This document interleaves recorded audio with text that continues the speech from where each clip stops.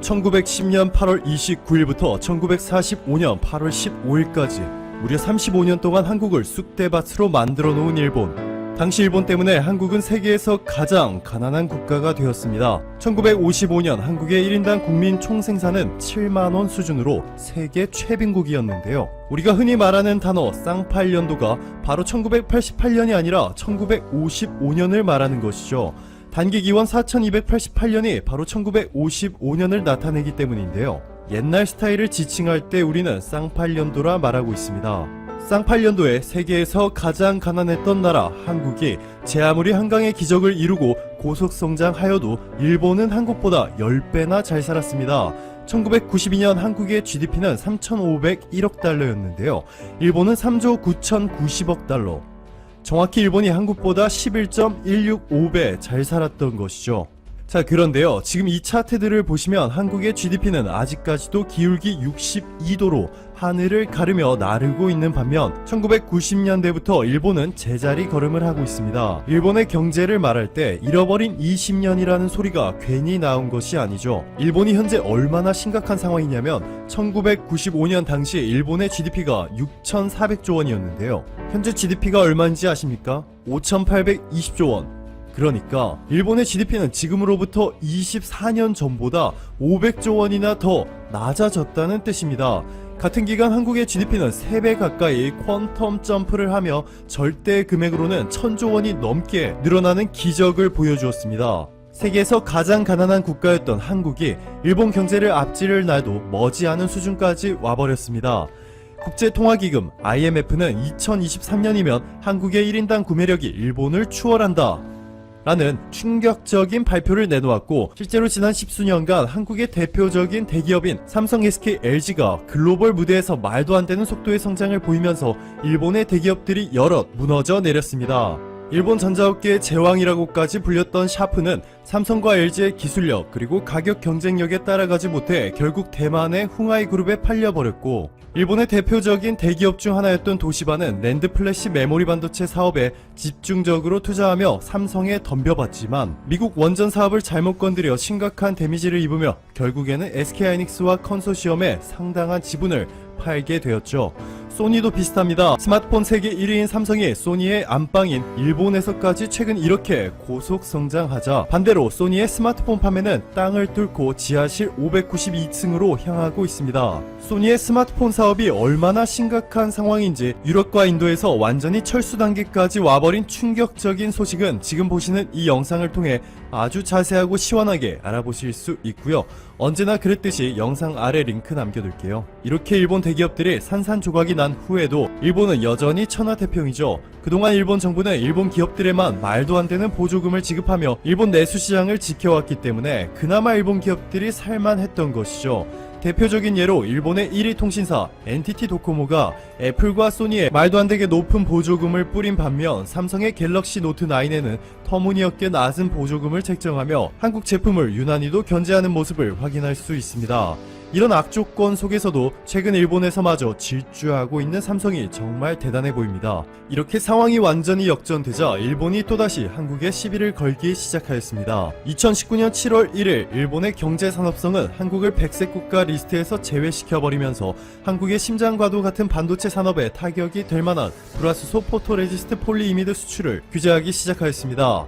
그런데 일본의 발언과는 다르게 삼성전자는 너무나 빠르게 국산화에 성공하였고, 독일, 러시아, 중국 등의 글로벌 화학기업들은 기다렸다는 듯이 서로 일본 대신 삼성전자에 납품하겠다고 하였죠. 공격은 일본이 했는데 주도권은 한국에 있는 이 놀라운 상황이 연출되었음에도 일본의 아베 총리와 측근들은 여전히 빳빳한 고개를 숙이지 않고 있습니다. 정치인들에게 가장 위험한 것이 바로 쓸데없는 자존심인데요. 현재 일본의 아베 정부는 일본 구석구석에 있는 쓸데없는 자존심이란 자존심을 모조리 끌어다 모아 역사상 가장 코믹한 외교를 보여주고 있습니다. 자, 그런데 이제는 웃음기 싹 빼고 한국이 일본에 제대로 된 필살기를 날리기 시작하였습니다. 지금까지는 한국이 일본에게 일종의 유예 기간을 준 것이죠. 그런데 말로 타일러도 되지 않으니 다른 방법이 없었고 결국에는 한국이 칼을 빼들었습니다. 바로 한국이 산업통상자원부를 중심으로 세계무역기구의 일본의 수출 규제 조치를 제소한다는 소식을 밝힌 것이죠. 이번 한국의 산업통상자원부는 최근 수개월 동안 말도 안 되는 실적을 보여주는 세계 최강의 외교 수준을 보여주고 있는데요. 최고 수익률 구독자 여러분들이라면 이미 아실 겁니다. 이분들이 얼마나 소름 돋는지 말이죠. 벤터빌트 대학교 로스쿨 출신의 유명인 본부장과 하버드 MBA 출신의 여왕부 실장이 콤비를 이루어 아시아 최초로 영국과 FTA, 아시아 최초로 이스라엘과 FTA, 아시아 최초로 중미 5개국과 한 번의 FTA, 세계에서 두 번째로 인도네시아와 FTA보다 강력한 세파를 체결한 데 이어서 최애국 대우까지 획득하는 등 이 엄청난 일들을 단 몇 개월 만에 이뤄낸 곳이 바로 현재 한국의 산업통상자원부입니다. 이 어벤져스급 능력을 갖춘 한국의 산업통상자원부의 통상교섭본부가 엄청난 자신감을 내뿜으며 이렇게 말합니다. 일본 조치의 성격, WTO 협정 위반 여부를 철저히 검토하였다. 협정에 위배된다는 판단을 하고 일본을 WTO에 제소했다. 면서 그동안 일본이 여러 국가들을 WTO에 제소해 패보다 승이 많은 것은 사실이지만 한국을 상대로 사전 4패, 한국이 일본에 단 한 번도 패하지 않고 WTO에서 모두 완승을 거두었다는 점을 강조하였습니다. 실제로 일본이 말도 안 되는 이유로 한국산 김을 사지 않겠다고 떼쓰다가 WTO 재판에서 한국의 완패한 김 분쟁부터 시작해서 최근 WTO의 결과문이 발표된 공기압 밸브 반덤핑 관세 문제까지 모조리 깔끔하게 한국이 승리하였는데요. 이와 관련하여 WTO에서 발표한 결과문 원본과 함께 아주 자세하게 설명드린 이 가슴 뻥 뚫리는 시원한 영상을 통해서 확인하시면 좋을 것 같습니다. 이 영상 링크도 영상 아래 남겨둘게요. 이렇게 완패를 당하고도 정신 못 차린 일본과 일본을 상대로 불패 신화를 보여주고 있는 한국은 곧 WTO에서 2차 양자 협의를 할 예정이죠. 홍남기 경제부총리가 최근 일본 수출 규제 대응 관계장관 회의를 열어 산업통상자원부, 외교부, 청와대 경제수석 등과 함께 WTO에 대한 전략을 논의하였는데요. 이번 달 중으로 일본과 2차 협의를 계획 중인 것으로 전해졌습니다. 2차 협의는 일본에게 마지막 동아줄과도 같습니다. 만약 여기에서도 일본이 태도를 완전히 바꾸어 한국에 대한 보복성 수출 규제를 철회하지 않게 되면 한국이 WTO의 DSB, 즉 분쟁 해결기구 패널 설치를 요청할 수 있습니다. 이렇게 되면 분쟁 당사국인 한국과 일본 그리고 제3국이 참여하여 심리를 거치게 되는 것이죠. 앞서 한국이 일본과 WTO에서 사전 전승하였다고 전해드렸는데요. 그것들이 바로 모두 이 분쟁 해결기구 패널을 설치하여 심리한 결과였습니다. 그렇지 않아도 한국의 승률이 100%인데 이번에는 누가 봐도 한국의 승리가 더욱더 확실하게 점쳐지고 있습니다. 일본도 당연히 알고 있습니다. 그동안 4건의 WTO 분쟁들에서 일본이 패배할 때마다 한국의 요구대로 일본이 변화할 수밖에 없었죠. 한국이 일본산 공기압 밸브에 부과한 반덤핑 관세에 못마땅해 한 일본이 WTO에 한국을 제소하였지만 한국이 승리해 관세가 그대로 유지되었고 일본이 한국산 김 수입 규모를 말도 안 되게 축소해버린 규제도 WTO 패소 후 결국 한국의 요구를 들어주는 등 이번에도 WTO가 한국 측의 주장에 동의한다라고 판결한다면 국제사회에서 완전히 고립되지 않기 위해서는 일본이 이를 따를 수밖에 없게 되죠. 이번에 한국이 WTO에 제소한 건도 물론 한국의 완승이라는 결과가 나온 후에 일본의 수출 규제 철회 결정 소식이 전해질 것이 너무나도 뻔해 보입니다. 지난번 WTO 일반 이사회에서 한국과 일본이 만났을 때에는 김승호 산업통상자원부 실장이 일본에 계속해서 모든 회원국이 앉아있는 회담장에서 의장에 건의하여 공개 대화를 하자고 요구했지만 자신이 없었던 일본은 한국을 피하느라 바빴죠. 이렇게 일본이 열심히 피하는 이유는 지금 보시는 이 WTO 판결문 원문 내용들을 보시면 한국이 반덤핑 협정 제6조 9항을 위배했다는 일본의 주장은 받아들일 수 없다. 일본은 입증하지 못했다. 일본의 주장에 동의할 수 없다. 한국과의 분쟁에서 WTO가 매번 이런 식의 결과로 한국의 손을 들어주니 당연히 일본은 열심히 도망쳐야만 살아남을 수 있겠죠. 그런데 이제는 피할 곳도 없습니다. 일본에게 이제 남은 시간은 한 달도 채 되지 않는데요. 2차 협의에서 아베 총리가 한국의 목소리에 응하지 않으면 일본은 국제사회로부터 지금까지와는 차원이 다른 수준의 강도 높은 비판을 받게 될 것이 분명해 보입니다. 이번에 WTO에서 한국에 패하면 일본이 치러야 할 대가는 엄청나죠. 한국에서 기회비용이 수조 원대로 치닫으며 완전히 퇴출당하고 있는 일본 기업들의 미래는 더욱더 어두워질 것이고, 곧 있으면 삼성이라는 엄청난 고객을 잃게 될 수많은 일본의 반도체 소재 기업들은 예전으로 돌아올 길이 없어지게 되는 동시에, 그동안 일본이 언론 플레이로 숨겨왔던 진실들이 전 세계인들에게 알려져 일본의 국가 신뢰도는 끝을 모르고 추락하게 될 것입니다. 수많은 석학들은 한국에 대해 강의하면서 이제는 한국을 배워야 한다고 말하는데요. 외신들은 한국이 세계에서 가장 혁신적인 나라인 만큼 미래를 경험하고 싶다면 한국으로 가야 한다고 얘기하고 있죠. 세계적인 투자자 짐 로저스도 이제는 중국어보다는 한국어를 배워야 할 때라고 말했습니다. 머지않아 한국이 세계 경제 중심이 될 테니 앞으로 20년간 한국어가 가장 유용한 언어가 될 거라는 분석입니다. 이렇게 한국의 영향력은 전 세계로 뻗어나가고 있는데요. 여기에는 한국의 첨단 기술뿐 아니라 대중문화도 한몫했습니다.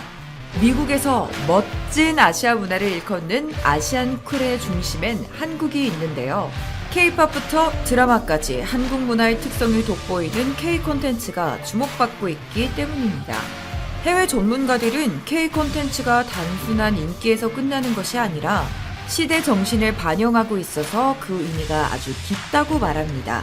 지금 한류는 모바일 시대와 함께 인종, 언어, 성을 뛰어넘는 수평성을 보이면서 전 세계적으로 예술혁명을 일으키고 있거든요. 한류의 인기는 성숙한 팬의식으로 이어졌고, 한류 팬들은 한국의 역사까지 관심을 두고 배우고 있는 중입니다. 이렇게 한국이 전 세계에 높은 관심을 받고 있는데, 우리 바로 옆에 있는 일본은 전 세계 석학들과 유명인들에게 쓴소리만 듣고 있다고 해요. 오늘은 일본이 왜 비판을 받고 있는지, 그리고 어떤 점에서 한국과 비교되고 있는지 알아볼까요? 영상 시작 전 좋아요와 구독하기 부탁드립니다. 전 세계적인 베스트셀러 총균쇠를 쓴 제레드 다이아몬드 교수는 일본이 배워야 할 것을 서울에서 봤다고 했습니다. 이번 코로나 사태를 언급하면서 한국은 극찬하고 일본은 엉망이라고 평가한 건데요. 그러면서 만약 아베 정권이 한국에게 배우는 걸 싫어한다면 결국 북한의 김정은 위원장만 행복해할 거라는 말까지 덧붙였습니다. 세계 3대 투자자 짐 로저스는 코로나 사태가 일어나기 전부터 일본이 망해가고 있다는 발언을 했는데요. 일본은 지금 4명 중 1명이 노인일 정도로 노인 대국이지만 출생자 수는 한 해 90만 명을 밑돌 정도로 적죠. 또 일본의 국가 부채는 전 세계 1위입니다. 한 해 국가 예산의 10배가 넘는 1110조 엔이 부채일 정도로 아주 심각한 상황인데 일본 국민들은 이걸 문제 삼지도 않습니다.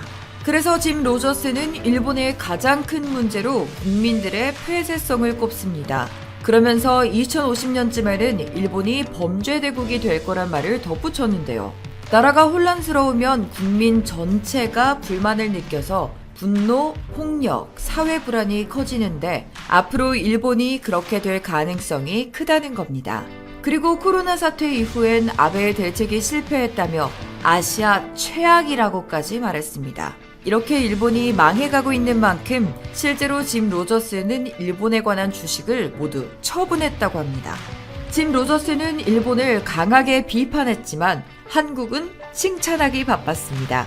미래에 가장 흥미로운 곳이 한국일 거라며 한국이 세계 2위의 초강대국으로 부상할 것으로 예측했죠. 이렇게 세계 유명한 석학들과 전문가들은 하나같이 한국이 뜨는 태양이고 일본은 망해가고 있다며 비판합니다. 그리고 이젠 외부가 아닌 일본 내부에서도 비판이 나오고 있는데요. 이번 코로나 사태를 겪으면서 아날로그 행정과 뒤처진 사고방식, 거짓된 통계와 의료체계의 붕괴라는 문제가 모두 적나라하게 드러났기 때문입니다. 이 와중에도 일본엔 코로나19가 다시 퍼지고 있어요. 그런데도 아직 일본 정부는 괜찮다고 말하며 국민들의 건강보다는 경제 살리기에만 신경을 쓰고 있다고 합니다. 어차피 코로나를 통제할 수단 자체가 없으니까요. 일본은 이제 와서야 재택근무를 시행하고 있습니다.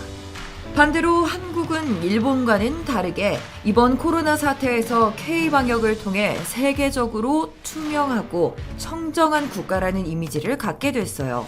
그래서 해외 경제 분석 전문가들은 앞으로 한국이 중국과 일본을 제치고 포스트 코로나 시대의 첨단 제품 세계 공장이 될 거라고 분석합니다. 한국이 전 세계 경제에 미치는 영향이 더 확대되고 있거든요. 실제로 한국은 모든 나라가 문을 걸어 잠갔을 때도 국경을 닫지 않았습니다. 방역과 경제 두 마리 토끼를 모두 잡은 거죠. 이런 K-방역의 힘 덕분에 한국은 코로나 위기 속에서도 선진국 중 가장 뛰어난 경제 성장률을 보였습니다. 실제로 삼성과 SK, LG 같은 한국 기업들은 엄청난 실적을 냈죠. 이렇게 한국 기업들이 성장할수록 일본은 우리를 더 질투하고 있습니다. 일본이 비판받는 건 변화가 없고 폐쇄적이어서 8090의 아날로그에 갇혔기 때문인데 아직도 그걸 깨닫지 못해서인지 사사건건 한국의 발을 걸고 넘어지는 중이거든요. 그럼에도 불구하고 한국 기업의 성장은 계속 이어집니다. 현대자동차는 전 세계 최초로 상용 수소 트럭을 양산하며 전 세계를 깜짝 놀라게 만들었어요. 대부분 미국 기업인 니콜라가 먼저 상용 수소 트럭을 만들지 않을까라고 생각했는데 현대차가 먼저 치고 나가면서 글로벌 시장을 선점했거든요. 예전에 시범용이나 전시용 수소 트럭을 만든 기업들도 있지만 일반 고객들에게 판매되는 상용 수소 트럭은 현대차가 처음입니다. 현대차가 수소 트럭에 집중한 데는 다 이유가 있습니다. 트럭은 일반 배터리를 사용하는 전기차보다 수소를 활용하는 게 더 가성비가 좋아요. 전기차는 주행거리와 적재 중량을 늘리면 비싼 배터리의 용량도 함께 늘려야 돼서 그만큼 충전 시간이 길어지는데요. 수소 전기차는 수소를 전기로 변환하기만 하면 돼서 충전 시간이 전기차보다 짧습니다. 그리고 트럭이나 버스는 대부분 정해진 노선을 반복해서 운행하기 때문에 화물 상하차 지역이나 차고지에 수소 충전소를 만들면 인프라 문제도 쉽게 해결할 수 있습니다. 이 현대차의 첫 수출지는 유럽인데요. 유럽은 경유차 판매 금지 정책이 추진되고 있어서 친환경차 도입이 아주 시급한 상황입니다. 현대차는 유럽 시장의 수소 트럭의 안착을 위해 현지 수소 모빌리티 협회와 협력을 맺으면서 스위스 현지의 수소 생태계도 만들었습니다. 이렇게 수소 경쟁력이 높은 현대차는 앞으로 유럽 시장을 선점하게 될 것입니다. 상황이 이렇다 보니 전기차 부분에서 절대 강자라고 불리는 테슬라도 한국에 전기차 공장을 지어 미래차 경쟁에 박차를 가하고 있는데요. 테슬라는 원래 일본과 한국 중 어느 곳에 투자할지 고민을 하고 있었다고 합니다. 테슬라가 최종적으로 한국을 택한 이유는 어느 나라도 따라올 수 없는 초격차 배터리 기술이 있고 앞으로 크게 성장할 시장이 한국이기 때문입니다. 이제 한국의 기업들은 일본 따위는 신경 쓰지 않아도 될 만큼 성장했습니다. 하지만 일본은 갈수록 더 치졸하게 한국을 견제하고 있어요. 점점 강해지는 한국을 어떻게든 방해하려는 거죠. 아베 정부는 WTO에서 부당한 수출 규제에 대해서도 모순된 주장만 펼치고 있습니다. 하지만 이제는 일본 내에서도 한국에게 수출 규제를 하는 건 명분과 신뢰 없는 짓이라는 비판을 받는 상황입니다. 이제 한국은 일본과 다른 길을 가겠다고 선언했습니다. 최근 한국은 글로벌 소재, 부품, 장비 산업의 글로벌 밸류체인의 허브로 떠오르면서 소부장 산업을 더욱 키워나가고 있는데요. 앞으로는 한국이 기초산업부터 첨단산업까지 가능한 세계 공장이 돼 세계 경제의 중심에 설 수 있게 되지 않을까요? 그러니까 일본이 뒤에서 한국에 대한 속 좁은 견제를 계속하더라도 우리는 우리의 갈 길을 가면서 정신 못 차리는 일본에게 아주 단호히 대응할 수 있도록 국력을 쌓아야겠죠? 여러분은 일본의 치졸한 방해 공작 어떻게 생각하시나요? 이와 관련된 여러분의 다양한 의견 댓글로 남겨주시면 감사하겠습니다. 혹시 주식하시나요? 미래자동차 산업 관련 급등 종목이 알고 싶으시다면 오른쪽 버튼을 클릭해주세요. 안녕!